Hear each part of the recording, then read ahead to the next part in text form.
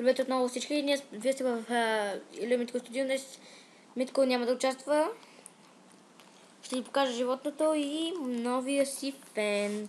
Както виждате, ще ви докажа, че е фен, защото е писала: аз съм ти голям фен, гледам твоите клипове в YouTube. Писала съм и няма и така. Ето го. Каза, че няма да е богата без моя помощ. Изабела, искам да ти кажа едно нещо. Страхотна си.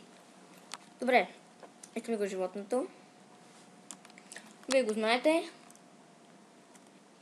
Има много разнообразие в живот.com. Ще ви ги покажа набързо. Някой иска ли шал? Не ми трябва. Така. Опа, не. Значи, следващия път, като си взема 25 мини, ще си купа дете. Искам дете, не за друго. Да.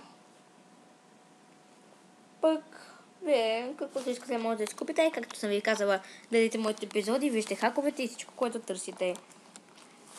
Добре, вижте ми съдбената картичка. И тук имам един конкурс, трябва да събираш 40 000 точки. За 40 000 точки получаваш одобрение и написване в... Значи трябва да... И ще напиша после в... Значи, ще напиша в устата, че си най-мъдрото животно, като спечелиш първо място. Като спечелиш второ, ще напиша, че си най-доброто. Като спечелиш трето, ще напиша, че си добро животно. Като спечелиш четвърто, получаваш 20 жълтици. Добре. Така. Джена, ти ще си първа, когато ще ти загоня. Значи, имаме отново лошо възпитание, малко. Не лошо възпитание. Имаме малък проблем. Шефката се ядоса, защото сме паднали на 19-то място, 14-то в топ фирмите. Лошо.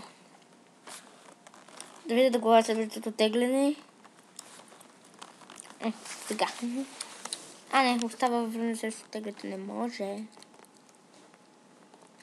Така не заходих ли го на училище? Водила съм го. Така. И тук съм го водила.